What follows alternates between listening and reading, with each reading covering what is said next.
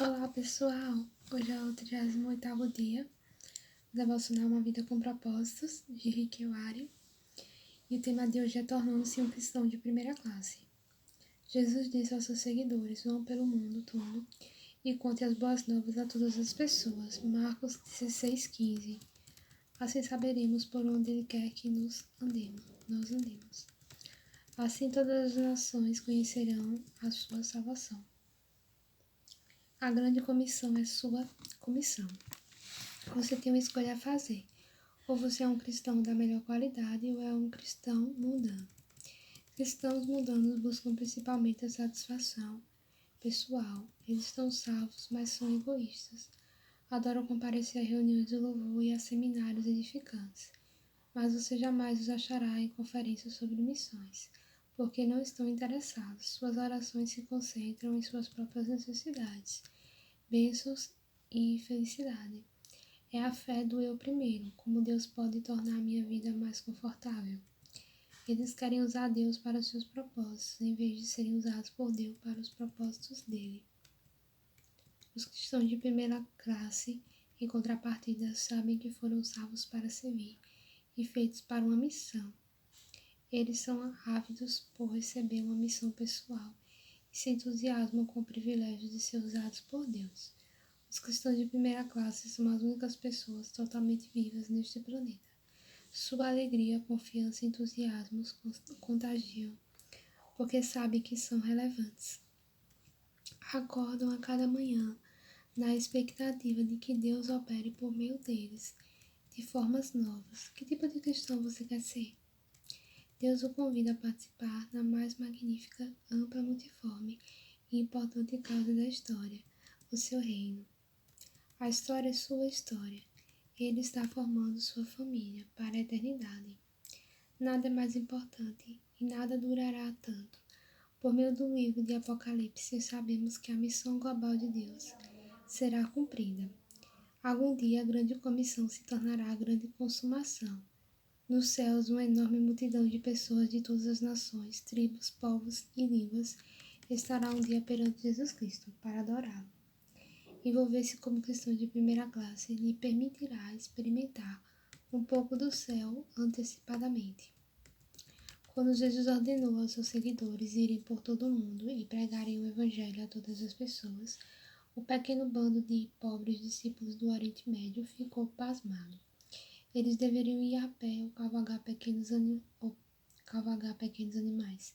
Era tudo o que tinha para o transporte, e não existiam barcos capazes de atravessar o oceano. Logo, existiam verdadeiras barreiras físicas que o impediam de ir por todo o mundo. Hoje temos aviões, trens, ônibus e automóveis. No final, é um mundo pequeno que encolhe a cada dia. Você pode voar sobre o oceano em questões de horas e estar em casa no dia seguinte, se for necessário. As oportunidades para que cristãos normais do nosso dia a dia possam se envolver em missões internacionais de curta duração são praticamente ilimitadas. Cada canto do mundo está ao seu alcance. Pergunte à indústria do turismo. Não temos desculpa para não espalharmos o Evangelho. Agora, com a internet, o mundo está ficando ainda menor. Além dos telefones e aparelhos de fax, qualquer crente com acesso à internet pode se comunicar pessoalmente com pessoas de praticamente todos os países do mundo. Todo o planeta está na ponta dos seus dedos. Até mesmo os mais remotos vilarejos têm acesso a e-mail. Portanto, você pode hoje entabular conversas evangélicas com pessoas do outro lado do mundo, sem nem ao mesmo sair de casa. Nunca na história foi tão fácil cumprir a incumbência de ir por todo o mundo. Os maiores obstáculos já não são a distância, o custo ou o transporte. O único obstáculo é a nossa forma de pensar. Para ser cristão de primeira classe, você deve se dispor a alguma mudança. Mudanças mentais, suas perspectivas e suas atitudes devem mudar. Como pensar como cristão de primeira classe? Troque o raciocínio egoísta pelo raciocínio altruísta. A Bíblia diz, irmãos, não pensem como crianças, sejam adultos no seu modo de pensar. Esse é o primeiro passo para se tornar um cristão de primeira classe. As crianças só pensam em si, já as pessoas maduras pensam nas outras pessoas. Deus ordena não pense somente em seus próprios interesses, mas esteja interessado nos outros também. É claro que essa é uma mudança de mentalidade difícil de ser realizada, pois somos naturalmente voltados para nós mesmos, e quase todas as propagandas nos incentivam a pensar em nós mesmos. A única forma de alterar esse padrão é sermos dependentes de Deus a cada momento. Felizmente, Ele não nos abandona para lutar sós. Deus nos deu o seu Espírito. É por isso que não pensamos da mesma forma que as pessoas deste mundo. Comece pedindo ao Espírito Santo que o ajude a pensar nas necessidades espirituais daqueles que não creem. Toda vez que for falar com eles, com a prática, você poderá desenvolver o hábito de orar silenciosamente, nada além de um murmúrio por aqueles com quem se encontrar. Diga, Pai, ajuda-me a compreender o que está impedindo essa pessoa de conhecer você. Seu objetivo é verificar onde os outros se encontram em sua jornada espiritual, fazendo então tudo possível para levá-los a conhecer a Cristo. Você pode aprender a fazer isso adotando a mentalidade de Paulo que disse: não estou procurando o meu próprio bem, mas o bem de muitos para que sejam salvos. Deixe de raciocinar de forma restrita e raciocine de forma global. Deus é um Deus global. Ele sempre se preocupou com o mundo inteiro. Deus tanto amou o mundo, desde o início ele quis membros para sua família, de todas as nações que criou. A Bíblia diz: de um só homem ele criou todas as raças humanas, para viverem na terra. Antes de criar os povos, Deus marcou para eles os lugares onde iriam morar e quanto tempo ficariam lá. Ele fez isso para que todos pudessem procurá-lo e talvez encontrá-lo. Grande parte do mundo já pensa de forma global. Os maiores conglomerados de comunicação e negócios são multinacionais. Nossa vida e a vida de pessoas em outras nações se tornam cada vez mais entrelaçadas, à medida que compartilhamos moda, entretenimento, música, esporte e até fast food. É provável que a maioria das roupas que você está vestindo e grande parte do que você come hoje em dia tenham sido produzidos em outro país. Nós estamos mais unidos do que percebemos. Estamos vivendo dias emocionantes. Atualmente existe mais cristãos sobre a terra do que em qualquer outra época. Paulo estava certo. A mesma boa nova que chegou até vocês está saindo pelo mundo todo. Ela está transformando vidas em todas as partes, tal como transformou a de vocês. A melhor forma de começar a pensar de maneira global é começar a orar por países específicos. Cristãos de primeira classe oram pelo mundo. Consiga um atlas ou um mapa e ore pelos países por nome. A Bíblia diz: se você me pedir, eu darei a vocês as nações. Todos os povos da terra serão seus. A oração é a ferramenta mais importante da sua missão no mundo. As pessoas podem recusar nosso amor ou rejeitar nossa mensagem, mas não tem defesa contra nossas orações.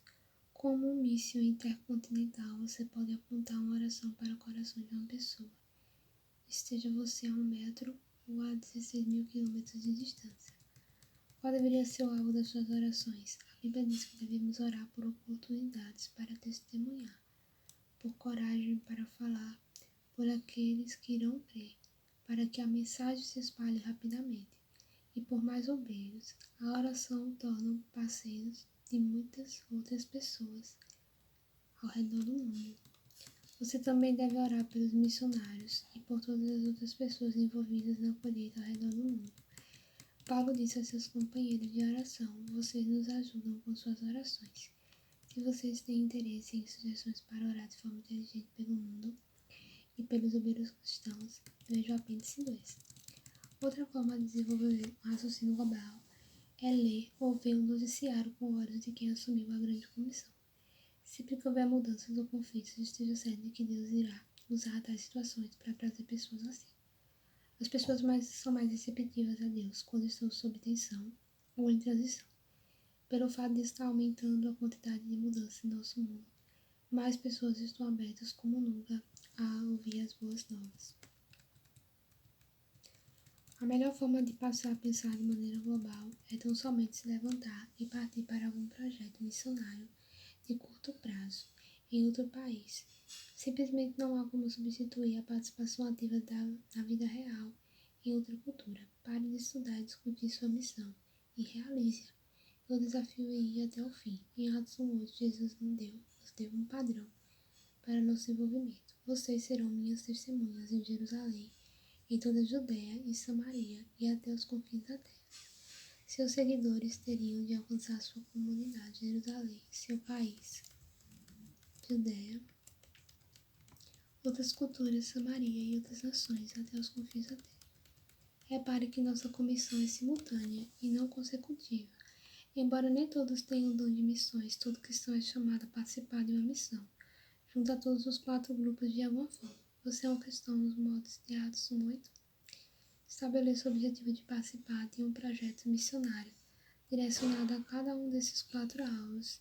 Insisto com você para que poupe dinheiro suficiente e faça o que for necessário para participar de uma viagem missionária de curto prazo ao exterior o mais rápido possível. Quase todas as organizações missionárias podem ajudá-lo nisso. Isso aumentará seu amor, ampliará sua visão, aumentará sua fé, aprofundará seu sentimento de compaixão e o encherá de um tipo de alegria que você jamais experimentou. Pode ser um divisor de águas na sua vida. Substitua o pensamento imediatista pelo pensamento com perspectiva eterna. Para aproveitar ao máximo seu tempo na Terra, você deve manter uma perspectiva eterna.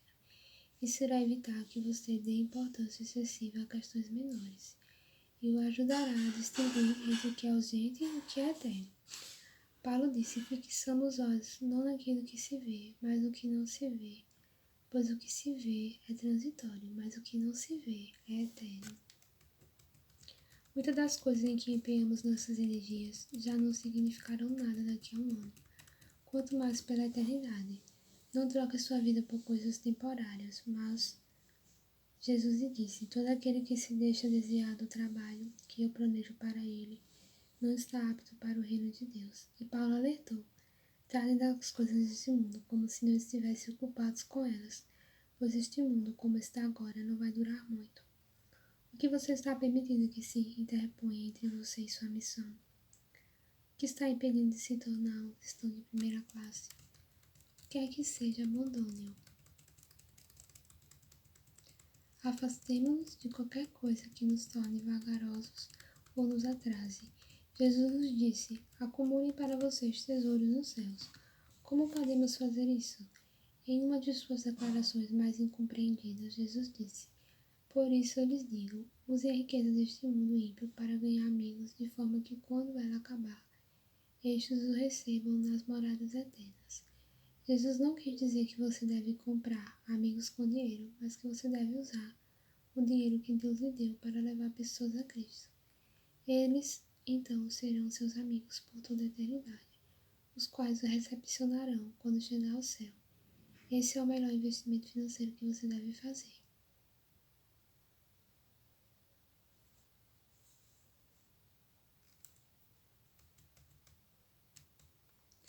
Você provavelmente já ouviu a expressão: você não pode levar isso consigo, mas a Bíblia diz que você pode enviá-lo diante de si, ao investir em pessoas que estão indo para lá.